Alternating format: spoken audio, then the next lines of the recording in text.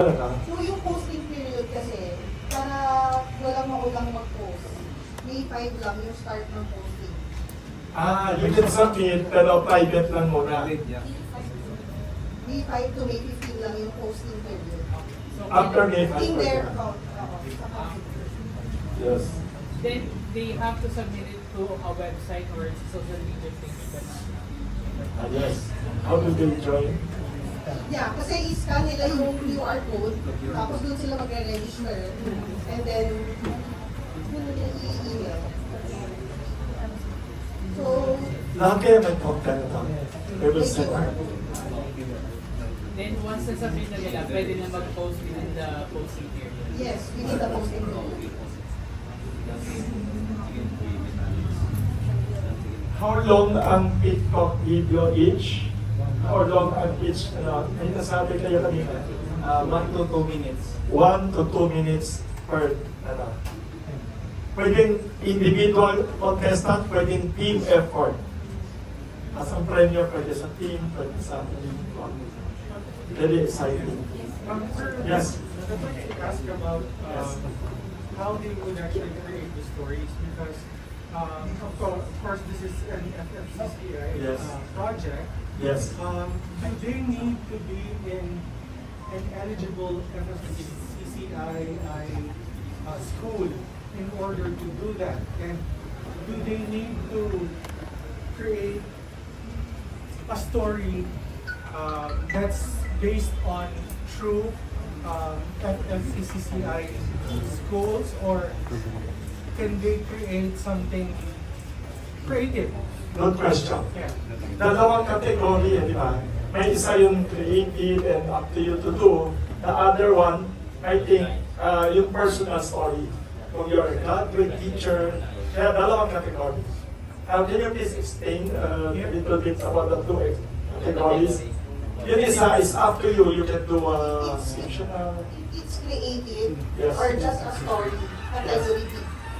So it welcome part of your journey is FFCCI Art School.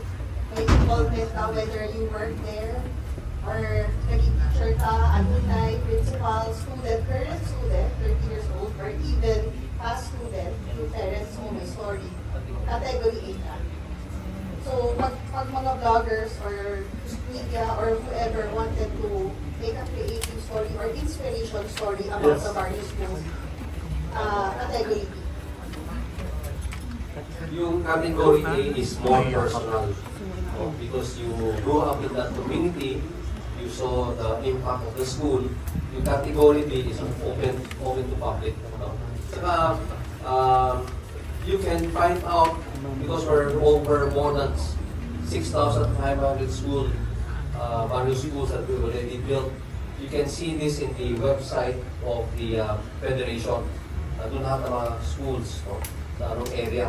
So the alumni can check their. So a while ago may nakita na kayo siguro video. Actually, that's a media person from one of the Chinatown Filipino, it's photographer nila. He explained about various schools. So pwede ganun format if category B ka. Hindi ka nag-aral doon, pero he went to the school, tapos tinunan niya yung school, tapos in-explain niya yung mga information, ilang school na natayo ng federation. Thank you. Kahit na wala ka doon, pwedeng fictional, pwedeng creative, pwedeng. Thank you. All of you are encouraged to join. Ay, yes. Can one account upload multiple entries? Can one account upload multiple entries? What is the rule? One person or team, one entry. One is to one lang. Yes. But your whole family can join. Yes, everybody naman. Pwede every member of your family. Sabi niya, no? One person, one entry. Pero if you are like, limang mag-ins, pwede limang More entry. chances though. Yes, you can use different persons in the family. Pamilya nila sa Yes. Mania, high Oh, yung mania. maganda rin dito. Ano maganda rin dito? Maganda lahat. We encourage you to join because this year you will notice that our prices, we have increased the prices. Yeah. There will be more winners. Thank you to the very generous president of FFCCCI, Mr. Victor. Thank you for wanting to encourage more people to yes. Ang sabi din ng mga officers ng Federation led by President Victorin, this is also one way to let all the donors know, parang accountability ba? Saan yung mga dinonate ng pera, saan napunta, anong mga school. So it's one way to say thank you to all the business people who donate. Ang kwento nila, may mga tao daw, instead of mag-70th birthday party, dinonate na lang sa public school. May mga ganyan. May mga magagandang stories eh. As iba, for example, si Mr. Peter Mangasing, ang roots niya may Ilocos Norte, doon nagtuloy. Kunyari si Mr. Reynold C. may plantation sa Southern Mindanao, doon siya nagtuloy. Si, ipagpalik na sa ibang lugar. Kaya many people sa iba-ibang probinsya, they really want to donate public schools.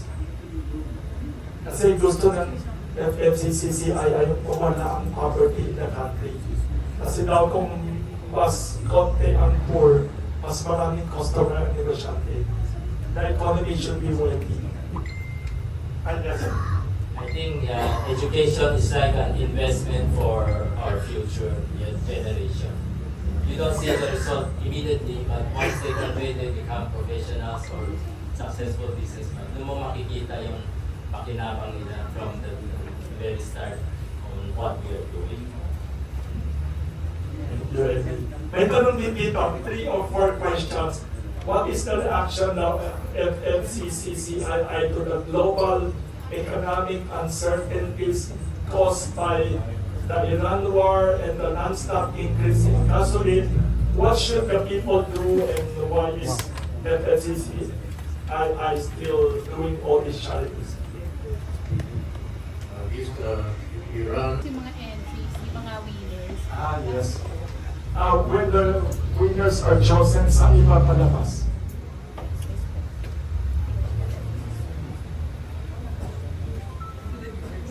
FFCCCII Facebook. Sa Facebook page ng FFCCCII. Since hindi lang naman po isa yung winner, di ba? Marami sila. Yes. Wala po ba kayong plan na gawin parang festival itong ano? Great idea. Pwede ha. Let's do a festival. Pwede. The announcement So all the is winners? announced on June 20. June. June 8, but the awarding ceremony will be on June 20. So it will be on at Seda Hotel in Perkins Court. So invited na kayo ha. And maganda idea niya. Pag-aralan natin na during the awarding, gawin natin TikTok video festival to celebrate all the winners. We'll study all the details and get your suggestions. Maganda yun. Thank you. Any other questions? Don't be shy. Yun? Yes. I'd like to ask about the actual operation. Yes. About building schools. Yes. Today, at this day and age, Yes. how fast were you able to, because you said earlier, sir, na medyo nakarami kayo last year. Yes. Does that include also government help? Or Private was it donation. better without government? Wow.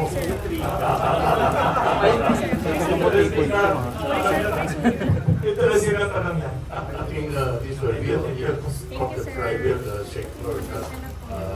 The government, actually, these for the joiner to be asking for the operation market school. Actually, the government cannot supply only the classroom, so we have to support the government to